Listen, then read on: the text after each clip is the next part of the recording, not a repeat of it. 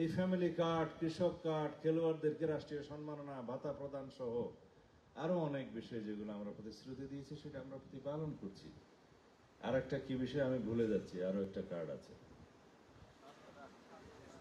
হ্যাঁ, স্বাস্থ্য কার্ড। স্বাস্থ্য কার্ড, এই স্বাস্থ্য কার্ড বাংলাদেশের সকল নাগরিক পাবেন, এটাও একটা রাষ্ট্রীয় স্বীকৃতি।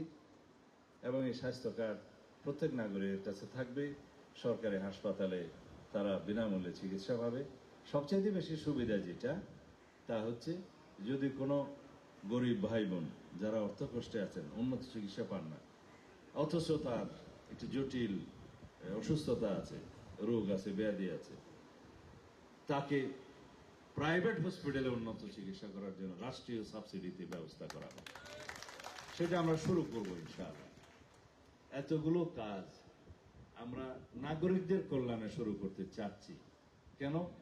রাষ্ট্রের সকল নাগরিক যদি সমৃদ্ধ হয় তাহলে দেশ সমৃদ্ধ হবে, জাতি সমৃদ্ধ হবে। প্রত্যেকটা পরিবার যদি সমৃদ্ধ হয় তাহলে সমাজ সমৃদ্ধ হবে, এই দেশ সমৃদ্ধশালী দেশ হিসেবে প্রতিষ্ঠিত হবে। আমরা আর অনুন্নত রাষ্ট্র থাকবো না ইনশাআল্লাহ। এটাই আমাদের টার্গেট। আমরা শুরু করেছি, সময় লাগবে। হয়তো আমাদের টার্গেট 5 বছরের ভিতরে আমরা শতভাগ পূর্ণ হতেও পারি, পূরণ করতেও পারি। আল্লাহ রাব্বুল আলামিন যদি আমাদের সহায় হন, আপনারা সবাই সহযোগিতা করেন, দোয়া করেন, অথবা কাছাকাছি যেতে পারবো। কিন্তু আমাদের টার্গেট আছে। আজকের এই কৃষক কার্ডের যে উপকারিতা, তাটা আমার এখানে একটা কাগজে লেখা আছে। কি পাবেন আপনারা, কারা কারা কৃষক? কৃষক বলতে এখানে শুধু ধান চাষি নয়, ধান চাষি, মাছ চাষি, যারা পশুপালন করেন তারা, যারা লবণ চাষি, যারা পান চাষি, যেখানে যেই চাষ হয় সবাই কিন্তু আমরা চাষি। মূলত বাংলাদেশ কৃষি নির্ভর দেশ এবং কৃষকরাই বাংলাদেশের মেরুদণ্ড। সুতরাং তাদের মেরুদণ্ড শক্তিশালী হলে অর্থনীতি শক্তিশালী হবে এবং জাতির মেরুদণ্ড শক্তিশালী হবে। আমরা সেই চিন্তা থেকেই এই উদ্যোগটা গ্রহণ করেছি। তারা ন্যায্য মূল্যে সার পাবে, বীজ পাবে, কীটনাশক পাবে, সরকারি ভর্তুকি ও প্রণোদনা পাবে, স্বল্প মূল্যে কৃষি যন্ত্রপাতির সুবিধা পাবে, স্বল্প ব্যয়ে সেচ সুবিধা পাবে, সহজ শর্তে কৃষি ঋণ পাবে, এটা বড় বিষয়, কৃষি বীমা পাবে, ন্যায্য মূল্যে কৃষি পণ্য বিক্রয়ের সুবিধা পাবে।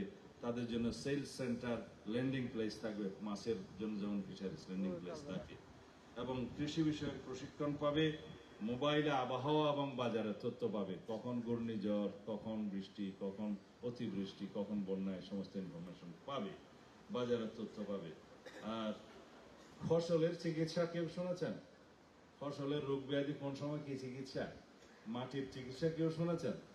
মাটিরও একটা চিকিৎসা আছে, কোন মাটিতে কিভাবে এটা পরীক্ষা নিরীক্ষা করে কি দিতে হবে এবং এটা কোন ধরনের মাটি, সেখানে কি চাষ করতে হবে, এগুলো কিন্তু মাটির চিকিৎসা। মাটির চিকিৎসার বিষয়ে ইনফরমেশন পাবে এবং সেটা মোবাইলে পাবে। এই সমস্ত সব উপকার ডিজিটাল পদ্ধতিতে কৃষকের কাছে পৌঁছে যাবে ইনশাআল্লাহ।